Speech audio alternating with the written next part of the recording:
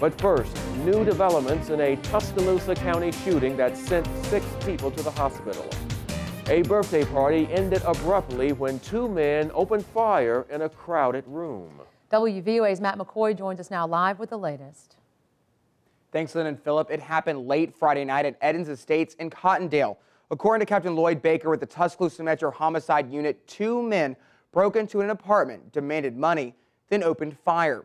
Authorities say tonight 2 people are still in the hospital in critical condition. This afternoon, authorities released the identity of the second suspect as Tavon Raleigh Thomas. He's being charged with robbery, attempted murder, burglary, and assault. The first suspect, Donald Wynn, was arrested early Saturday morning at a relative's house and is facing the same charges. He's being held on a $540,000 bond. Thomas is still being treated for gunshot wounds at DCH in Tuscaloosa.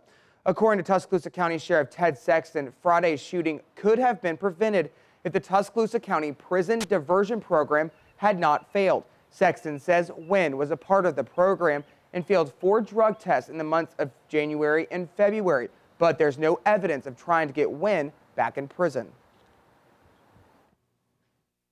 At this time, we have found no attempt to revoke Donald Deshaun Wynn from the prison deferral program and return him to the prison to serve the remainder of his sentence.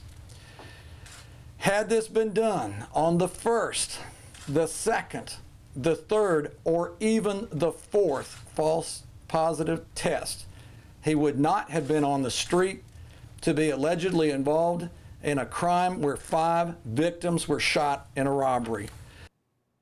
Now we have reaction on the sheriff's allegations from Ronnie Manise, the interim director of the Tuscaloosa County Community Corrections. That's tonight on WVUA News at 10. According to Sheriff Sexton, investigators are pursuing charges on a 3rd person who was at the party and in possession of a firearm with an altered serial number, which is a felony in the state of Alabama. Sexton says there is potential for federal charges. Of course, we'll have more on this story as it develops. Phillip? All right, thanks, Matt. And continuing on your home team crime watch, 2 unsolved robberies in Tuscaloosa. That's right, 2 businesses close together and both were robbed at gunpoint. According to Sergeant Brent Blakely with the Tuscaloosa Police Department, the first happened Friday night at the TNT Hobbies and Coin Shop off Hargrove Road. The second happened Saturday night at Arby's on McFarland Boulevard.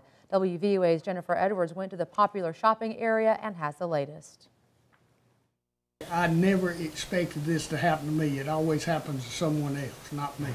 Doug Thigpen, owner of TNT Hobbies and Coin Shop, says it all started Friday around noon when a customer asked him about a coin. He stood about where you're at and pulled a gun. Said, "Give me your money." And what was your reaction to that? You know, I honestly don't know. It's just startled me, really. Less than 36 hours later, another robbery. This time, just around the corner at Arby's. Police say around 8:15 Saturday night, 2 men entered the restaurant, one armed with a shotgun. Authorities say the suspects assaulted 2 customers. Tuscaloosa resident Joshua Sherrill says he saw the scene moments after the robbery. It was swarmed, actually, with police officers. They had the whole building surrounded. I looked over and it was just lights everywhere. Despite the robberies over the weekend, residents say that it won't affect them using businesses in this area. I mean, I feel safe in this area. I mean, nothing like this happens regularly. If I want to go to Jason's Deli, I'll go to Jason's Deli. If I want to go to Arby's, I'll go to Arby's.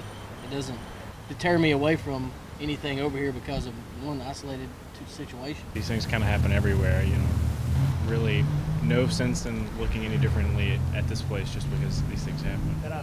As for the owner of TNT, he says he's installing cameras in his shop and will be more observant of customers now.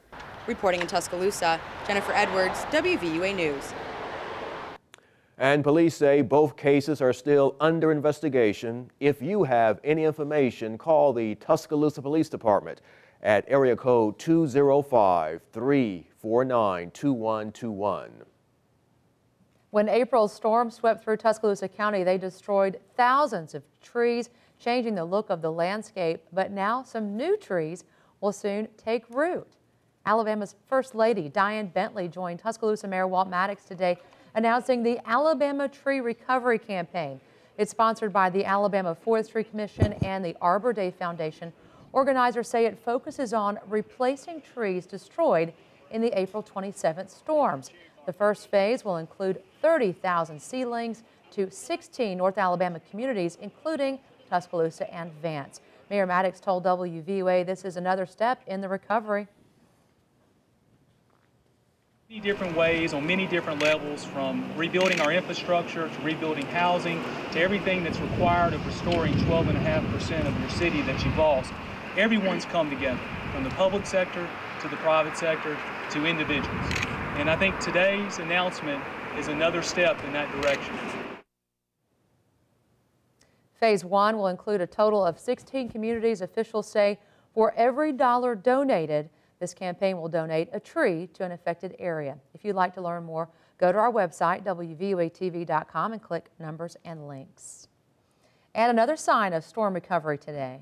Hobby Lobby officially reopened. For months, they have been working on their new location in Northport, and today was their official grand opening. As you may recall, Hobby Lobby's former location on McFarland Boulevard in Tuscaloosa was destroyed during the April 27 tornado. Customers told WVUA they are glad that the wait for the reopening is finally over.